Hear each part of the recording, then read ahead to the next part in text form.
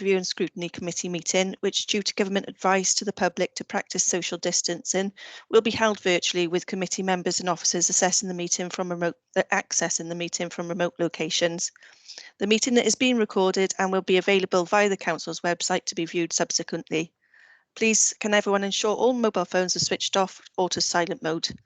Members will have received an electronic copy of the agenda on Tuesday the 29th of June 2021, and for the record, the agenda can be viewed on the Council's website.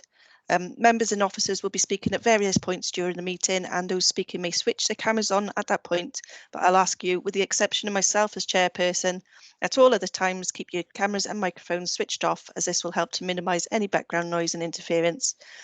Please do not use your microphone until I invite you to do so. Officers from Scrutiny will be supporting the meeting and will be monitoring the use of microphones throughout the meeting, and where necessary will mute those not being used. If any member wishes to raise a point or question, they should please click on the raise hand button at the top of the Teams window, and I'll come to you in turn. Please do not use the instant messaging chat to enter questions or comments, and I will now ask the Scrutiny officer to announce the names of the councillors in attendance at the meeting. Thank you, Chair. The members of the committee in attendance currently are Councillor John Paul Bundell, Councillor Jane Gebby, Councillor Ross Penhall-Thomas, yourself, Chair, Councillor Kay Rowlands, Councillor John Spanswick, Councillor Tim Thomas, Councillor Amanda Williams. Thank you, Tracy. And item 1, apologies for absence. Thank you, Chair. I have received apologies of absence from Councillor Gareth Howells, Councillor Martin Jones, Councillor Rod Shaw, Councillor Alex Williams, and the Chief Executive, Mark Shepherd. Thank you. Great, thank you. And item 2 is declarations of interest. If any member has an interest to declare any matter on the agenda, please click on the raise hand button and I'll come to you in turn. There's no declarations. And item 3, can I please have a mover and a seconder for each set of the minutes? So we've got the minutes held on the 1st of February 2021. I'll move, Chair. Thank you. And a seconder? I'll second, Chair. Thank you, Councillor Gebby. And the minutes on the 14th of April. Councillor Charles Smith. Thank you, Chair. I might be wrong, but I appear to be the only cabinet member here. Am I early or are they late? Let's have a look. You're wrong. I'm here. Yeah, I can see a few. Yeah, Councillor Baldwin's here. Yeah, no, I think everyone's here. Okay, we weren't mentioned when the attendees were read out, so that confused me a bit. Apologies. Chair, we just mentioned the members of the committee that are present, not the invitees. Okay, thanks, Meryl.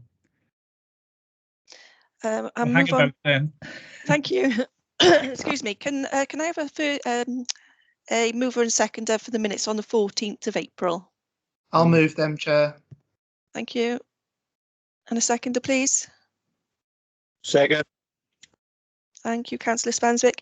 And moving on to item. Thank you. Moving on to item 4 is the Revenue Budget Outturn Report 2020-21. I'll ask the officer to present the report, and then I'll call upon members as they wish to speak by raising their hands. So the committee is requested to consider the recommendations of the cover report, which is set out in paragraph 9.1, page 44 of the agenda pack. Over to you, Jill.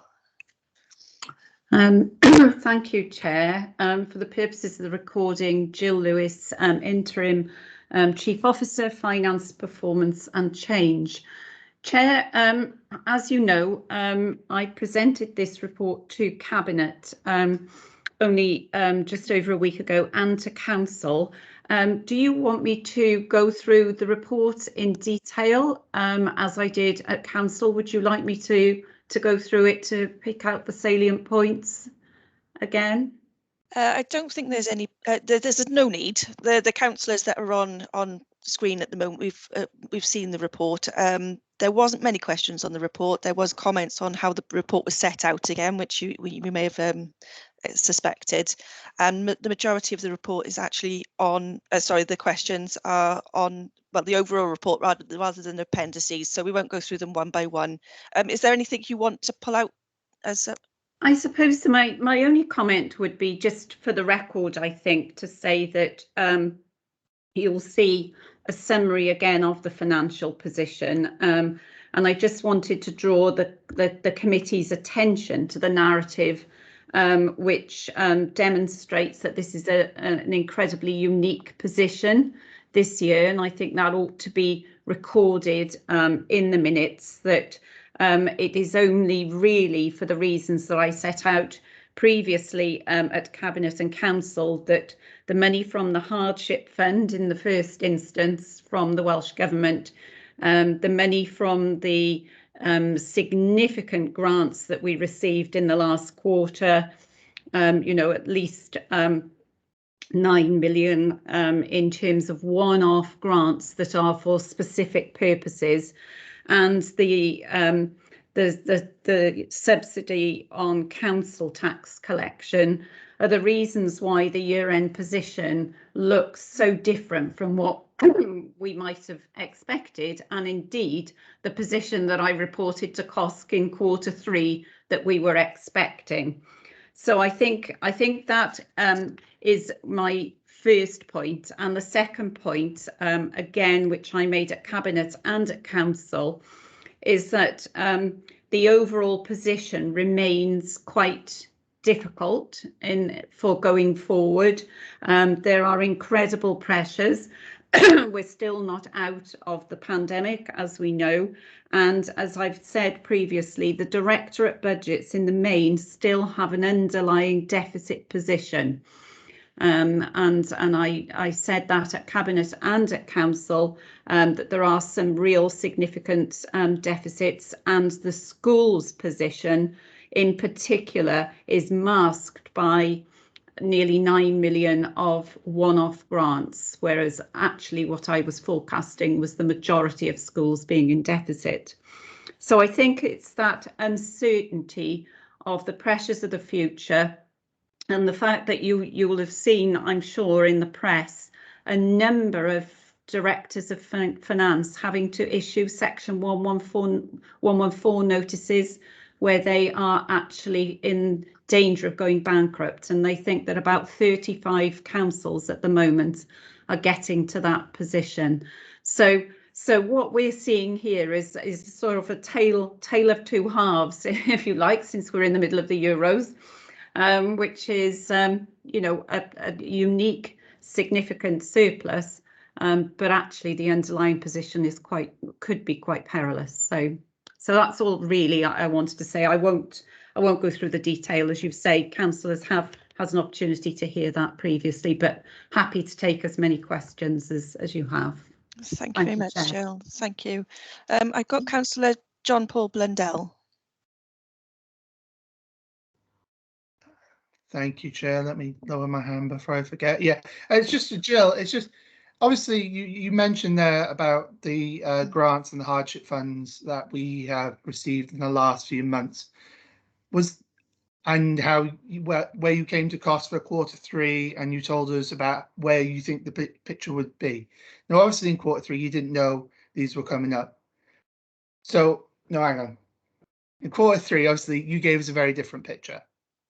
So was it foreseeable, these budgets? And obviously, would you agree that the current look at this budget, the current outturn budget, shrouds what the real picture is, and that we're not the only council. This is not just a Bridgend thing. This is 22 local authorities in Wales. This is how many local authorities in England and Scotland are in the same boat. So would you agree with that, please, Jill? Thank you. Thank you, Councillor Blundell. I think, as I've said, I think the picture is not real as we look at it. I mean, it's a true picture in terms of accounting and recording the entries, and it gives you a position in terms of the earmarked reserves and what those are for. But it doesn't give you the what I call the real picture, and I think that's what I'm alerting you to. You know, I think you heard me say that just two items could make up £2 million in deficit. Most of the schools were close to running into deficit positions. Some of them were in deficit. It is it is unique in terms of its timing, but it's not unique across the land. And each of the 22 are in a similar position in terms of the grants and the hardship funds, but they are not all in the same position in terms of their balance sheets and their strength of reserves. Now, Audit Wales have been doing a second piece of work on financial sustainability.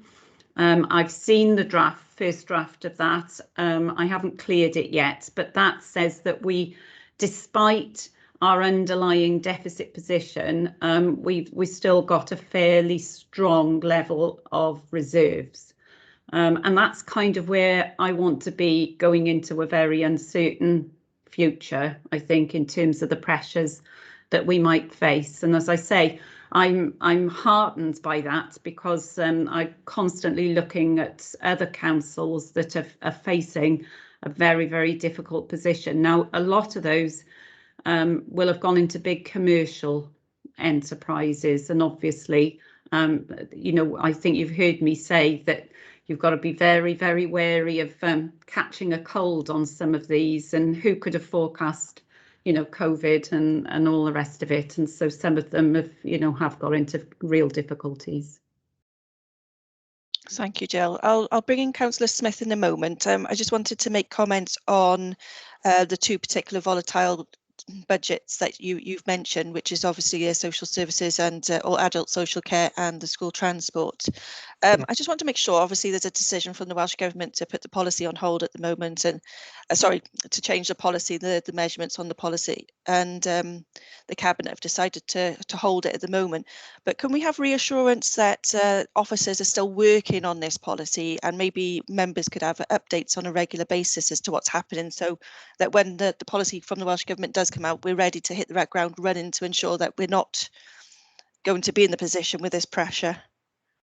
I'm going to see if my colleague Lindsay Harvey is here, because I think Lindsay's here. Lindsay's popped his hand up. Yes, he'll want to answer that, I'm sure. Thanks, Jill. Thanks, Chair. For the benefit of the record, I'm Lindsay Harvey. I'm Corporate Director, Education Family Support. So, Chair, yes, I can give you that assurance. Obviously, with the overspend that we're dealing with home to school transport, that's a significant matter within the Directorate, and we are working continuously on this. Obviously, we are waiting for the outcome of the Welsh Government review, but also we are looking at procurement around this as well to make sure this delivered as effectively and efficiently as possible. Okay, thank you. How are you intending to update members, please, Lindsay? It's multiple ways we can update, Chair, but I'm more than happy coming back to this with a formal report if that's required. Okay, okay, thanks very much. I'm not sure if a formal report is something we need right now, but perhaps just update on maybe by email on what's going on behind the scenes. Thank you, Chair. Happy to do that. Thank you. Thank you. I'll bring in Councillor Smith now, please. Yeah, not on that topic, Chair, although that is a very significant issue, and it's something that Cabinet will be looking at. Obviously, there's two aspects to it, really. It's whether the Welsh Government will alter the criteria to make it, I can't believe they'll make it harder for young people to get transport. They're almost certain to make it easier, to relax the criteria, if you like. And the other aspect is whether they will follow that up with some financial support or not. And that's always an interesting question. But I just had a quick question for Jill, actually, because Jill mentioned 35 councils that are officially declared as close to bankruptcy. Are any of those in Wales, Jill? I don't want you to name any, but just as a matter of interest, are any of our 22 in that formal position?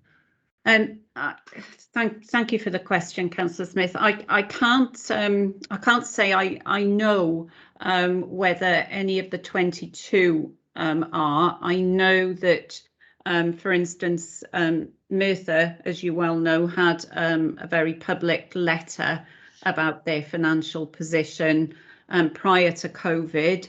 And I know that there are a number of councils that are struggling with a deficit, an underlying deficit position that's greater than ours. But the 35 that I referred to was an LGA research piece. So we haven't done the same piece of work in Wales, although through the WLGA and the Section 151 group, we are actually collating a piece of work on pressures and that position. So we probably will have some further information.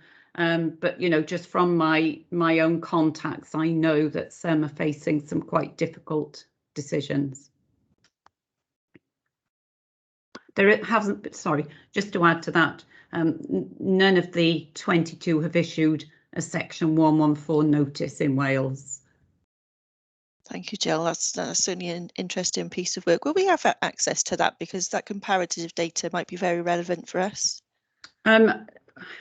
The WLGA survey that's being done is more for the WLGA to have a position to lobby the Welsh Government in terms of weather pressures, so a coordinated response. What you will have is a piece of work from Audit Wales on financial sustainability. Now, it may not give you the granular evidence that you might be looking for. So I would wait for that piece of work that I think is due. They always go in seasons. So it says something like late summer, I think. So and that will come, that's expected to be delivered to the Audit Committee. Great, so the Audit Committee take a very keen interest, obviously, in this area as well. Yeah. Thank you very much, Jill. Thanks for your patience, Councillor Amanda Williams. Can I bring you in now? Thanks very much. Apologies, I haven't got my camera on because my internet keeps dipping in and out, and what you're saying keeps freezing. But 2 questions I've got. One was the 882,000 that we didn't get back. I was wondering if you could give some examples of what that included. And the other one was on the home to school transport. I raised this since I was elected about the fact that we haven't got safe routes and we're still paying for home to school transport for children where we wouldn't need to if we put in safe routes. And we're talking all the time about a one council approach, and I haven't seen this yet over the 4.5 years. And you know, I'm wondering why aren't we doing this? Particularly if we're overspent, we should be looking at this as a priority. But then I've just been told as well today, I've just had an email from a parent to say that we're no longer either accepting children on buses who will pay because you've deemed them to have a safe walking route when there's a bus going from that same place. And of course, that would reduce our budget extremely as well if we've got people who are paying when we've got spaces on buses. And I wondered why that's not happening anymore either. Thanks. Thank you, Councillor Williams. Jill, do you want to respond? Okay. Yes, thank you, Chair. Thank you, Councillor Williams. The majority of the disallowed expenditure was for ICT. I think I referred to it at Cabinet and Council. The Welsh Government deemed ICT to have a longer shelf life than just the immediate pressure. And I think that's entirely reasonable. So we had 50% of that expenditure back, which I think is reasonable. And then we had some small amounts disallowed, very, very minor, that we claimed on administration and things like that. And some of we've chosen to extend our parking offer, and therefore that's deemed to be a local decision, and therefore the loss of income on that would also be disallowed. So there's quite an element of consistency. There was a panel that scrutinised both the costs and the loss of income, and I feel fairly comfortable that our disallowed amounts are consistent with others. So I'm entirely comfortable with how it's been handled. Thank you, Jill. Lindsay, would you like to say something about the home to school transport? Thanks, Chair. Obviously, I can't comment on individual cases, but what I can say is that there are some safe routes to school identified, and obviously we make use of those where possible. Councillor Williams is right. we do need to make sure that we continue these and look at them and explore them across the whole county borough. One of the challenges we've had with paying places, and this has been something obviously has been a result of COVID, obviously we've got to manage places on school buses very carefully. And obviously it's difficult if we're seeing multiple changes on buses with regard to social distancing and making sure it's as safe as possible. But if there are individual instances that we can help with, obviously, as I know members will do, send them through to the team and we'll have a look at those for you. Thank you, Lindsay. Councillor Williams, do you want to come back in on that? Yes, please. Thanks. I've put in a member referral with regards to the one case, so you'll get that. But for the last 4 years, I've been told, yeah, we're going to look at things, because I've got an example of there are children getting a bus in Coity when they can see the school from their houses, but there's no safe route because there's a lack of footpath. Now, we've been paying for this bus since the school opened in 2015. And yet, you know, put a little bit of a footpath in and you won't have to pay for that bus. And I think it's something we can't just keep saying, oh, we'll be looking at that. We are looking at that, because nobody's actually looked at this and nobody's actually met me on this specific issue, despite me raising it every chance I get over the last 4 years. And I know that there are instances elsewhere as well, and we need to be knuckling down on these and saving money. Thanks. Thanks, Councillor Williams. Lindsay, just can I ask, as part of our ongoing communications with what the officers are doing throughout the hold on the school to home policy, whether you'll just make sure that that's within it, or we can look at it further. Happy to, Chair. Thank you. Thank you, Lindsay. Councillor Gebbie, please. Thank you, Chair. I just wanted to pass comment to the officers and Cabinet that are here, really. Part of our discussion in our pre-meeting was about the late settlement, whereby we set our council tax on the premise that we were going to have so much, and Councillor Gebbie, I think you've just frozen. We have, and we're very conscious of what happened. Sorry, I keep dropping in and out. I'm going to turn my camera off, Chair. Thank you. And also part of that was about the redeployment of staff. And we're very conscious that some services haven't even been delivered during the past year. So there's all that sort of thing going on, which is why we haven't really got any questions for you this morning. Thank you very much, Chair.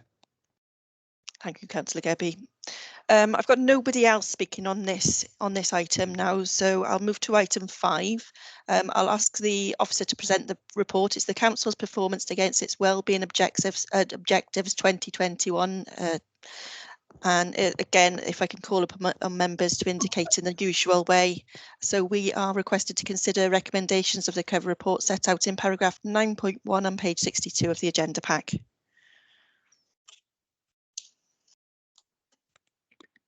Chair, do you want me to come in? Yes, please. Yes, please, Jill. Yes. Okay, thank you, Chair. For the purposes of the recording, Jill Lewis, Interim Chief Officer, Finance, Performance and Change. And what you have in front of you here is our performance against the wellbeing objectives for 2021. Now, some of you will have attended CPA Q4, so I will be quite brief in going through this. This is a reflection of the year against our corporate plan objectives, and as you recall, that was revised for 2021 because of the pandemic and the effect that had on delivery of services. So the plan was subsequently updated and agreed at Council in September 2020 to take that into account. And the revised plan defined the 32 commitments to deliver against the 3 wellbeing objectives, and it also sets out the 46 outcome-focused indicators to measure the progress for the year. The usual process was followed with Directorate business plans with all the indicators that fed into that corporate plan. So you can see at appendices A to D, that's the outline of each of the Directorate's end of year dashboard. And obviously the Corporate Overview and Scrutiny Committee has a key role in monitoring and scrutinising the progress of the delivery of these wellbeing objectives. So the year-end data showed that 12 of the 32 commitments were completed, but with the other 20 achieving most of their milestones. And obviously, I've said on the previous report that this was a unique year. I'll repeat it again. It was an incredibly unique year, and I know Councillor Gebbie has just referred to the fact that some services weren't able to be delivered, some were able to be partly delivered, and we also had to bring in new services to assist with the residents through the living through difficult times.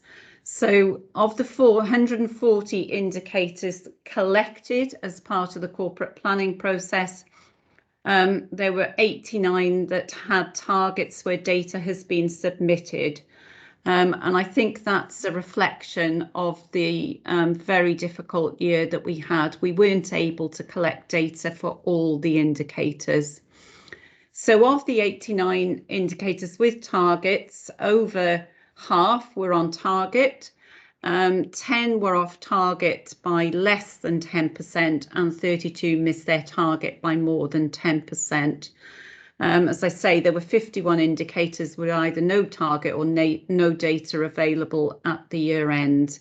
And that's all detailed in Part A of the annex. There are 79 indicators that have trend data, of which 46 showed an improvement or at maximum performance. 10 can't be improved any further. So one indicator is the same as last year, and 32 indicators worse than the previous year. So I think that was all I wanted to say to the committee this morning. Happy for us to have any questions that you may have on the data. Thank you very much, Jill. Well, members felt with this report that we were kind of going around in circles, and they've asked me to make an opening statement about how it's set out. Some of the information wasn't clear. We were confused with the indicators going up and down the target, some of the targets, some of the data set out. So I think there were a few recurring topics which I'd like to get onto further down the report. But for a start, if I can bring in Councillor Jane Gebbie, please. Jane hasn't actually got her hand up. I know she wanted to comment on the report itself, but whether she does still. Chair, I can hear you calling me. I've got a very bad signal and I keep dropping out. Right. So please, if I drop out, just say so. We've been asking for an executive summary because of the amount of data that are in the reports. We have had a response. They've told us they're going to review it next year. We were told 2 years ago we were going to have an executive report for each report that we had to members, and we still don't get it. Thanks very much, Chair. Thank you, Councillor Gebbie.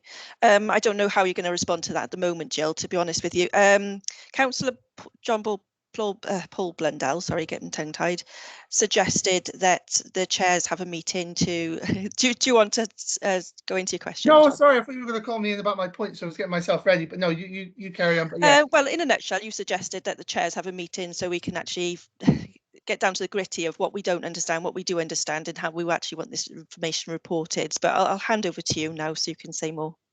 Yeah, I was just, I think we picked this up when we had the chairs were in the CPA meeting not too long ago. Is that the data that we see, and it could be good and it could be bad. It depends how you look at these things, but it's hard to understand it in some ways. And I'm trying to see it from a point of view of a person who's not on the council, who looks at this and goes, well, are my council doing well or are they not doing well by their targets? Because although the colour scheme's there are obviously some add-ons to that, and the arrows are going a different way to what the colours are going. It's not very clear for people reading to understand how we're doing on certain topics. Now, there are some that are fine, and we get that, and it's going to be okay. But I just worry that we are overcomplicating something that can be very simple. I'm just not quite sure how to simplify it as well, simplify it any better. But that's my point, really. We just need to be able to be more succinct in the way we talk. And I think Councillor Baldwin is going to, because I feel we've had this conversation, Councillor Baldwin, so I'm sure he's going to come in and say the same things. Thank you. Thank you. Councillor Baldwin. Thank you, Chair. And as a new cabinet member, at my first CPA meeting looking at these, I've raised exactly the same issues that members of your committee have raised this morning. So yes, I think that and in fact, I raised the fact that if somebody in the public looked at these documents, would they understand the way that they were being presented? So we are going to have to look at it. The arrows don't actually mean the arrows actually are not in relation to the figures that are in the same column as with them. The arrow indicates whether it's an increase or a decrease in performance, or whether it stayed the same. And the figure that's above it is the actual outturn for the previous year that we're comparing against. So where it says 77.4% and then a down arrow, that doesn't mean the performance has fallen by 77%. But it can be confusing, and unless you're in the industry of understanding performance, which a lot of us are not, and other people are looking at these, then they are going to misinterpret it. But it's been brought to officers' attention again at the recent CPA meeting, so hopefully we will see an improvement in these. But again, they're there for scrutiny. If anybody has any questions, then speak to either the cabinet member for that portfolio or the officers that are responsible, and I'm sure we'd be more than happy to explain those further. Thank you. Thank you, Councillor Baldwin.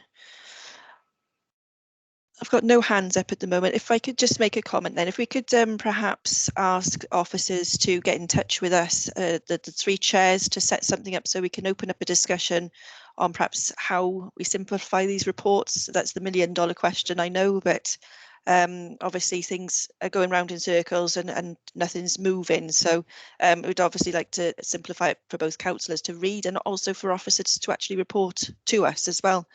So I did have a question from Amanda Williams. I don't know if you still want to come in on the duty of care.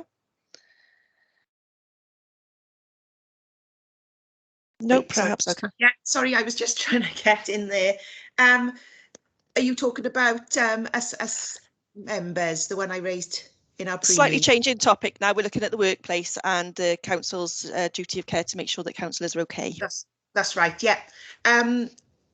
I had it raised to me in Scrutiny 2 about that members of staff have all had their DSC assessments at home, but it was raised about whether councillors or all members should also have these assessments. At the time, I was sat at my dining room table having a meeting. Now my husband's working from home this morning, so I'm now relegated to the living room where I'm sat on a chair with a coffee table. So, you know, it's not ideal, and given that this might be going on for quite some considerable time, I wondered what the present position was with regards to all members having DSE's assessments. Thanks. Thank you. I don't know who wants to answer that. Kelly, is Kelly here in terms of... Yes, Kelly, sorry, she has got a hand up. Yeah. Thank you, Chair. The e-learning DSE, it is available to all staff and members. And in addition, we are working with the IRPW, the Independent Remuneration Panel for Wales, just to determine that if there are issues that need to be addressed, whether they will fall within the parameters of what we can provide under the IRPW or whether we do it under anything else. But if any individual members have concerns, they can obviously contact me and we provide what we can. But in the meantime, they can access e-learning to undertake the DSE assessment. Are you happy with that, Councillor Williams? Yes, thanks. It might be worthwhile, obviously, going out to all members to let them know then via an email that they can undertake that if they so wish, because obviously there's only limited ones in here. I think Councillor Gebby's now put her hand up, so I leave her raise the second question that came from that. Thanks. I think that there have been Bragenda's messages which obviously go to all members, but I will make sure that a specific message is sent just to members. Okay. Councillor Gebby, please. Thank you very much, Chair. And because of the stability of my network this morning, I'm not going to put my camera on yet again. I would like to raise the fact that when all staff completed the DSE, it was actually with the view of staying at home and working from home for a very limited period at the beginning of the pandemic. Could you tell me if it's now been reassessed for all staff? Because whilst it might have been appropriate for them to work from their dining room table for 3 months, they may not now have the capacity to do a more agile working. And I think that's something that needs to be on the agenda, please. Thank you. Chair, you happy for me to pick that one Yes, up? please, Kelly. Yeah. Yeah, the DSE, Councillor Gebby, it's an ongoing process, so staff and members should be updating it as they feel appropriate. It's not a one size fits all, and once you've done it, it's done forever. So you do need to keep on top of it. There are staff surveys, and also managers are instructed that whenever they do their one-to-ones with their members of staff, they remind them that if there are changes to their circumstances, they can redo the DSE. And the offer for the equipment and the desks and the chairs is an ongoing offer. So whenever they need that equipment, it's available for them to have. Do you want to come back in, Councillor Gebby? I am somewhat reassured, and I appreciate that staff need to take some responsibility in completing their DSE, but also by the same token, I'd like to know what's happening with those staff that actually don't meet the threshold. And I appreciate, Chair, I didn't bring this up in the pre-meet, but what's happening with staff that don't meet a tax threshold so that they were able to claim the working from home allowance? And are we doing anything to support those members of staff? Thank you very much. Kelly, do you want to come back in to respond to those before I bring in Councillor Smith? Yes, thank you, Chair. There's ongoing work with the WLGA around the tax thresholds and about working from home allowances. The support I was suggesting, Councillor Gebby, was more to do with the equipment, the desks, the chairs, the IT equipment that we can provide corporately to any staff that require that at home.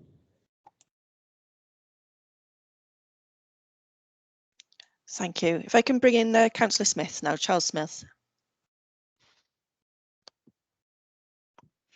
Thank you, Kay. Just on the matter of the welfare of elected members, including cabinet members, I think it might be helpful if somebody could have do a little sample survey of our calendars to have a look at the frequency of meetings and also the length of meetings, and maybe consider some sort of protocol to go in to update ourselves on what and how we need to look at meetings, how we need to look at gaps between meetings, how we need to look at comfort breaks within meetings. I'm not going to I'm not going to moan or gripe about my calendar, but I find that some days I'm on this screen all day with very few breaks, and perhaps it's an age-related thing, but I do worry about my eyesight and other health issues, and I don't think there's been enough consideration to that actually within our organisation. I don't know about staff, but certainly from a member's point of view, it hasn't been looked at. Thank you. Thank you, Councillor Smith. Kelly, do you want to respond? Thank you, Chair. Obviously, we've got the calendar of meetings, which is set by council, and that's sort of our starting point for any other meetings we put in. Unfortunately, there are occasions where we do have to have more than one meeting on one day. That's sometimes to do with statutory requirements as to when the meeting needs to be held, or sometimes, for licensing issues, for example, they have to be when the applications come through the door. So where possible, we try to avoid members having more than one meetings. But as I said, unfortunately, in the circumstances, sometimes it is unavoidable. Okay, thank you. Can I add, are we actually planning on in the future, and coming back to the chamber, perhaps how the Senate does, and they split it up into groups of people going in? Is there going to be a move back in to face-to-face?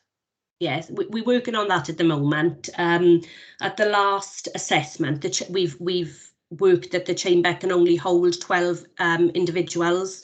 So obviously that would be the officers that are needed, and we'd have to allocate certain seats to members. We are visiting, I think the Democratic Services team are visiting virtually the Vale of Glamorgan either this week or next week, because they've got a hybrid system in place. And what we need to do is make sure that the Teams technology can link into the technology we've got in the chamber. Because if they don't work together, apparently there'll be a lot of echo and a lot of feedback, which will make the meeting quite difficult to run. But there are steps ongoing, and we hope that after the summer break, we'll be able to start holding some hybrid meetings from September, October time. Great, okay, I might alleviate some of the pressure on cabinet members and officers too. That's great, thank you very much. I'll come back to the actual topics, the reoccurring topics. What was most obvious for me was the sickness stress levels, and they've gone up since April. Excuse me, and long-term sickness is also above 80% at the moment. We just want to, rather than putting it on any forward work programme at the moment, can members receive monthly updates on those figures so that we can just keep check on the stress levels, please? I don't know who that is to respond to that. I think Kelly. Kelly? I was just going to say, yeah, from a HR perspective, we can get that data and send around to members. Thank you very much, that's great. I've got no further hands up, no further questions. I'll just give it 10 seconds, no hands. I'd just like to thank all the invitees for attending and for answering our questions today. And please feel free to leave the meeting whenever you want to. Thank you. Thanks all. Bye now. Thank you, Kate. Bye. Thanks, Chair. I'll move on to item 6, which is the forward work programme update, and I'll ask the scrutiny officer to present the report and then call on members to raise their hands in the usual way. So we're on paragraph 9.1 on page 130 of the agenda pack. If I can call on Meryl, please. Thank you, Chair. So members have the report in front of them. They'll recall, following on from consideration of the work programme for this committee at the last meeting on the 9th of June, the forward work programme for this committee is attached as Appendix A. The forward work programmes for subject overview scrutiny committees 1, 2 and 3 are also attached as appendices B, C and D this time for coordination and oversight of the overall forward work programme. The subject overview and scrutiny committee forward work programmes will continue to be included in this report to COSC, with any updates from each round of SOC meetings included. We also have at Appendix E the recommendations monitoring action sheet, which is something that we've put in to track the responses to the committee's recommendations from the previous meetings, and the responses that's been touched on were emailed to the committee last Tuesday and Friday respectively once we received them. The recommendations are set out on in paragraphs 9 of the report on page 130, and I'll hand back to you, Chair, in case of questions. I don't appear to have any hands raised on questions. I'm assuming that means everybody's content with the forward work programmes. Councillor Spanswick, please. Oh, yeah, I almost missed that then. I'm looking quickly at the appendices. I can't see the topic on procurement, and particularly ethical procurement. Or have I missed it somewhere? That it was discussed at Scrutiny 3 the other week, I know. And I think it was felt it was more a corporate theme, but the whole subject of ethical procurement. So perhaps could somebody point me where that is? Is that meant to be on community on your scrutiny? Is it, John? No, it was meant. I thought it was meant to be on corporate. Perhaps Meryl can. Sorry, I've lost the plot a bit. I can't find it. Chair, it was discussed, but in it was discussed as in the context of something that should be added to the corporate template, yeah, which was the response circulated last Friday. So I think that's what Councillor Spanswick is referring to, but I may be wrong. I don't know if you want to come back in on that. Yeah, thanks, Mary. It was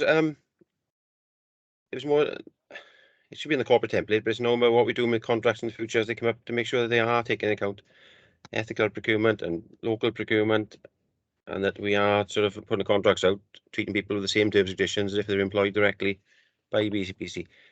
So we can put that in a recommendation if you like to take that forward. Right, yeah. I know our forward work programme's quite chock-a-block up until March now, so I'm not sure what would drop out to actually put that in. Yeah, I'm fair not, point. sorry, I'm not sure if you were talking about the contract procedure rules as well, which we discussed were going to the audit committee, the review of the contract procedure rules. There was it's not so much procedure. It's the whole sort of ethos of ethical procurement and what we are doing with future contracts up and coming, and how they're taking into account sort of you know, local procurement and all the rest of it as on a corporate basis across the council. Because I got a feeling that maybe some sections of the council, back to the one council approach, may not be doing an ethical procurement, and others maybe. I'm not sure how much the one council approach applies. It should apply, but whether it does to contracts. Okay, so are you proposing that that is something that's added to the work programme then for this committee? Sorry, Chair. Well, the space is the problem here, but at some point, I think it should be considered to make sure that we're all aware of what we are putting out in contracts as a council, where that fits and when is flexible. I'm not just don't want it to be missed as all, because having a paragraph in the report is one good thing, but I think we still all need to understand that we are one council approach with contracts. Okay, Chair. If the committee is minded to add that to the work programme, I suggest we consult with officers on the, you know, on the and yourself on the best place to put that with the current workload, and come back to the committee with it next time with a date for it, you know. Yeah, that sounds fair, as long as Councillor Spanswick's happy with that as well. Yeah, thank you. That sounds fair for me. Thank you, Kate. Thanks, all. Yeah. Councillor John Paul Blundell, please. Yeah, Chair. It was just, well, a couple of points, but the first one, to go back to John's.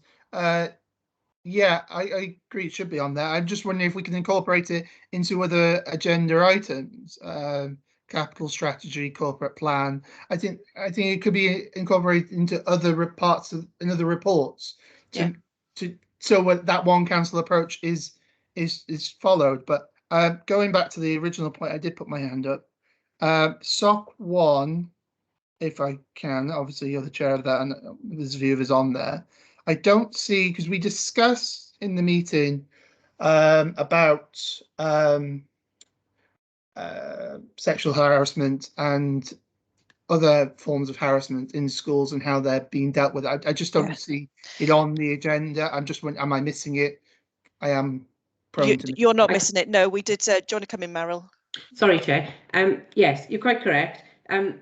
The difficulty with this was the timing of this meeting. So we had a meeting of the chair and the officer planning meeting to discuss that after this item had already been put on the agenda and gone out. So if you like, there's an element of catch up, which will be the same with yourself when we send out your agenda and you meet your director, if you like. So it has been discussed, and the director is preparing something to come back to us, and that will be reflected in the update. Yeah, I think there was information on the fact that it's now gone to a full inquiry as well, and some of the information that we've got in Bridgen cannot be released because obviously it's as sensitive, particularly around the figures, because if there's only one person, then obviously we're all going to know we can't actually discuss it how we would like. So so Meryl, are we coming back to that? The director is providing a statement for members of this committee to provide assurances in the meantime. That's right. Yeah, that's right. And if you're happy with that, then if you're not happy, that we'll come back to it again. Yeah. So we'll get that out to you as soon as we can, councillors. Thank you, Meryl. Councillor Gebby, please. Thank you very much, Kay. On the back of John Spanswick's question about procurement and what we need to do about it, I am going to request that we have some trade union expertise come to speak to us as well. When we talk about procurement, it's supposed to be tripartite. So we get the indication from Welsh Government as to what they want in policy, and to actually deliver under a tripartite tripartite arrangement, there should be some trade union involvement. So I want to see what that looks like in Bridgend, please, and I want to see what engagement they're actually having with our trade unions, because trade unions will have a different perspective to us. And as everybody knows, I am a big trade unionist, but part of that is about getting proper and appropriate terms and conditions and appropriate services for our constituents and residents. So thank you very much, Chair. Thank you, Jane. Meryl, as three people have now come up with the same thing, can we possibly put the, can you share the screen and put the work programme on to see if there's any possible way we can actually place that agenda item? Yeah, I know it's difficult. We can do, but I think the best thing to do would be to just speak to. Oh, you want to speak to officers yourself first, and the officers about yeah, when to bring it, and also if we want to get that information and engagement from the trade union, so we'll obviously have to speak to them as well, Chair. So I know we looked at the forward. We can do it, and obviously Councillor Blundell touched on other reports. Some of those reports that come to this committee are already prepared for Cabinet beforehand and are coming to us as part of the statutory responsibility. But I think you definitely want to report specifically on this to start off, and we would also have to liaise with the trade unions as well about when we could bring that. So I was thinking it's probably going to be early next year, isn't it? We can discuss that in your chairs meeting and come back to the committee with a proposal on when that could be. Thank you. If members are hopefully happy with that, please raise your hands. If not, yeah, everyone seems to be fine. If there's nothing else, then I'll move on to item 7. I've got no more hands up. So item 7 is urgent items. There's no urgent items of business in respect of this notice, and it's been given in accordance with part 4, paragraph 4 of the council procedure rules. So I can now bring this meeting to a close. Thank you very much all for attending this morning.